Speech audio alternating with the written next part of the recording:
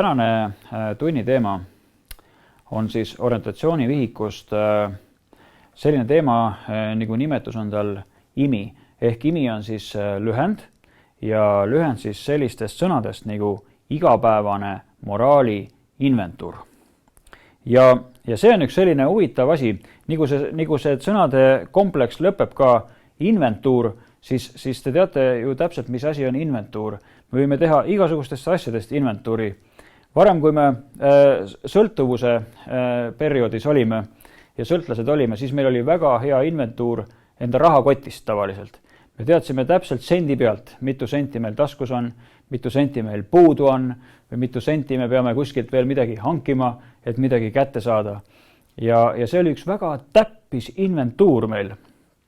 Aga tulles programmi ja siis seda vihiku osa, siis siin on meil moraali inventuur.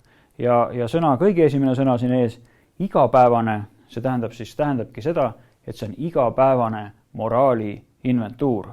Ja sa pead iga päev tegelema iseendaga, ehk siis igapäevane. Ja iga programmis olija, iga Lootuse külas olija alustab tavaliselt enda päeva üks päevaosa, kus kirjutatakse palvevihikut ja see on selline vaikne aeg, kus sa ainult tegeledki iseendaga. Ja seal üks osa on selline, kus üksipulki sa võtad lahti ühe tabeli ja see on igapäevane moraali inventuur nimetuse all olev tabel. Ma võin teile seda näidata, see on küll üsna pisikeselt siin kirjas, aga ta on üks selline tabel, millega sa tegeled iga hommiku. Ja ma loetlen siin ette, siin on mõningad sõnad neist, mis siin peal on siis. Liigsöömine, soov saada, tähelepanu hajumine, Jumala unustamine, kõrkus, süütunne, laiskus, jõhkrus, negatiivsus, eitamine ja palju muud. Siin on pikk nimekiri ja teisel pool on täpselt nende vastandid. Ehk siis ma toon, kui sul siin on kirjas liigsöömine siin pool, siis teisel pool on see kirjas mõõdukas söömine ja nii edasi. Kui siin on kirjas tähelepanu hajumine, siis teisel pool on ta keskendumine.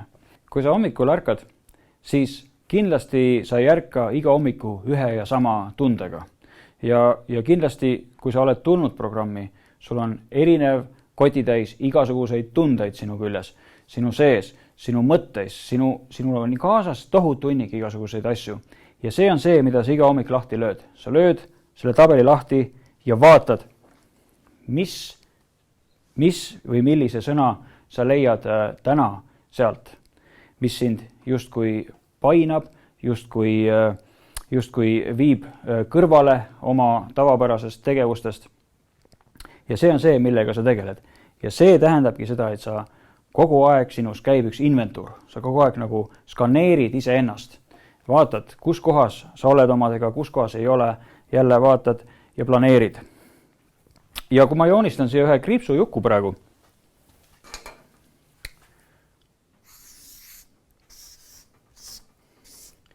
ja teen ta just sellise noolega, et sa vaatad iseenda sisse. See nool tähendab seal, et sa tegeled iseendaga, sa vaatad enda sisse, sa näed enda sees olevaid asju, mida sa kannad kogu aeg endaga kaasas, mille tagajärjedel on kindlasti sinu sõltuvus saanud ka alguse.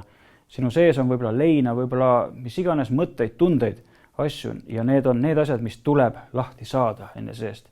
Sest et mida rohkem ta sinu sees on, seda rohkem ta hakkab justkui käärima sinu sees. Te olete näinud, kuidas õun kindlasti mädaneb. Täpselt samamoodi hakkad ühel päeval sina. See asi hakkab sinu sees käärima, kui sa seda välja ei saa öelda. Ja hea on alati leida enesele keegi, kelle sa saad rääkida, kellele saad jagada oma tundeid, oma mõtteid, oma asju. Ja sa võid täiesti vabalt usaldada selles Jumalat, selles, et temaga rääkida ja jagada neid asju. Ehk ma joonistan ühe noole juurde.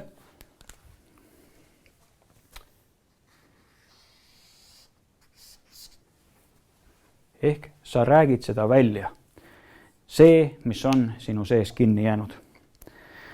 Ja ja neid on väga palju erinevaid meetodeid, kuidas seda teha. See on üks viis, on palvevihik, hommiku kirjutamine. See on kindlasti üks meie tundidest üks osa, millest me räägime mõni teine kord pikemalt ja peatume selle juures.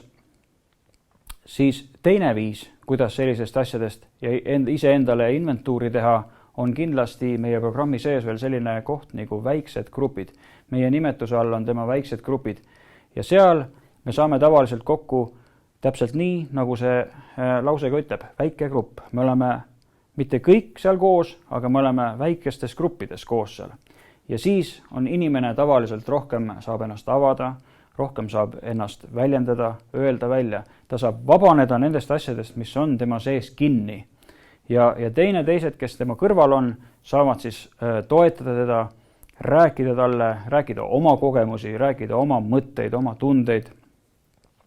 See on selline viis. Ja siis on veel üks viis, kuidas on selline, et meil tavaliselt 2-3 korda päevas toimuvad veel väikesed sellised ringid, mis me teeme.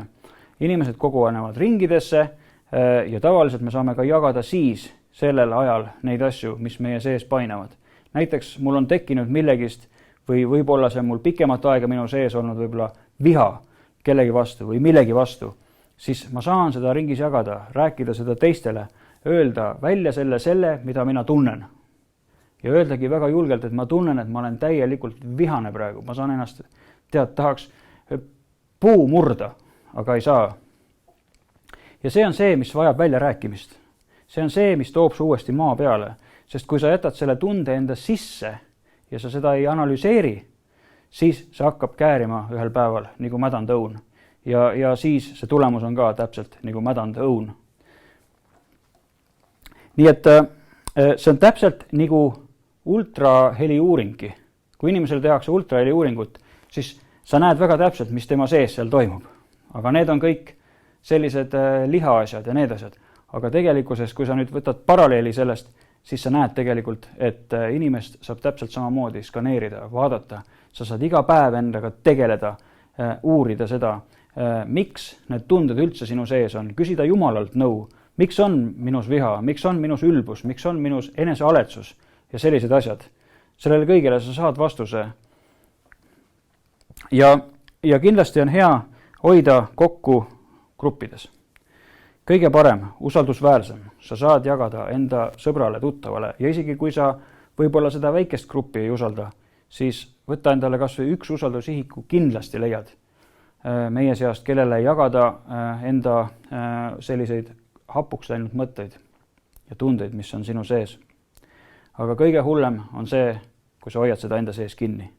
Siis see läheb järjest rohkem suuremaks ja selle tagajärel on olnud ka meie igasugused kukkumised, tarvitamised, joomised ja muud asjad kõik. Sest me hoiame enda mõtteid ja tundeid enda sees kinni.